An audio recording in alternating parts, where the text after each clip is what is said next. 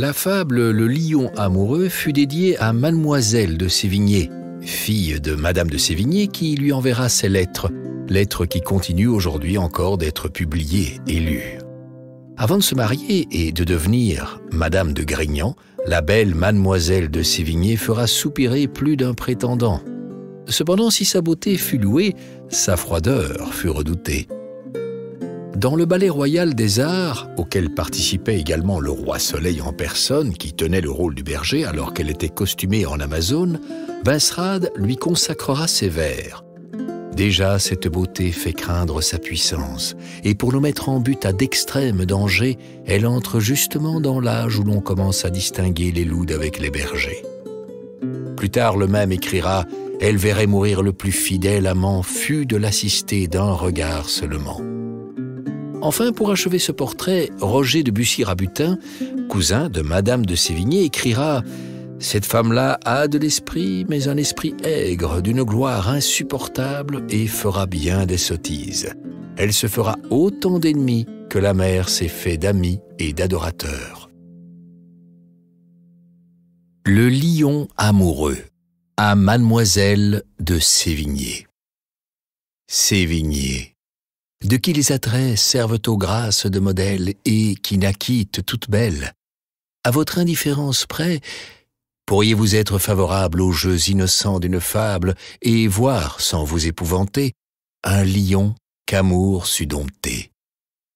Amour est un étrange maître, heureux qui peut ne le connaître que par récit, lui ni ses coups. Quand on en parle devant vous, si la vérité vous offense, la fable au moins se peut souffrir. Celle-ci prend bien l'assurance de venir à vos pieds s'offrir par zèle et par reconnaissance.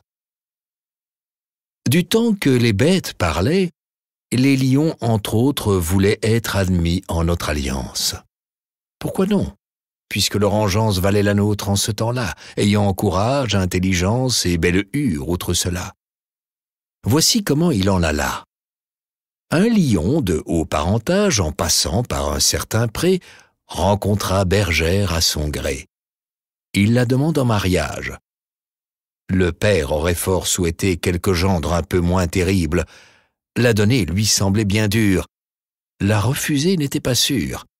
Même un refus eût fait possible qu'on eût vu quelque beau matin un mariage clandestin, car outre qu'en toute manière la belle était pour les gens fiers, fille se coiffe volontiers d'amoureux à longue crinière.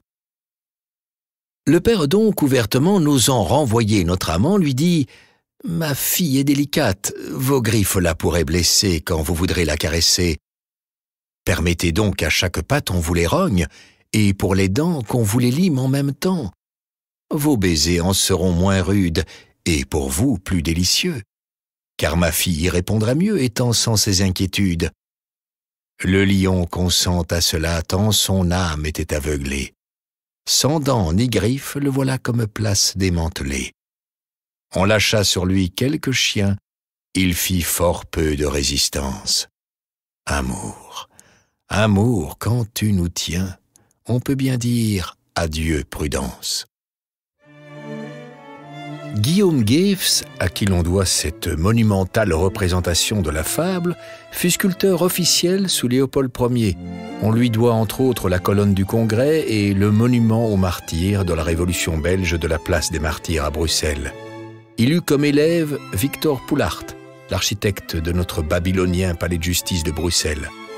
L'art parfois imposant et pompeux du XIXe siècle répond au nationalisme de l'époque.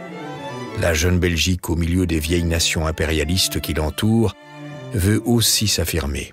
Ce lion, est-ce notre emblème national? Mais alors, de qui doit-il craindre d'être amoureux? L'œuvre présente est moins solennelle, et la maîtrise de l'artiste parvient à retrouver la grâce de la fable.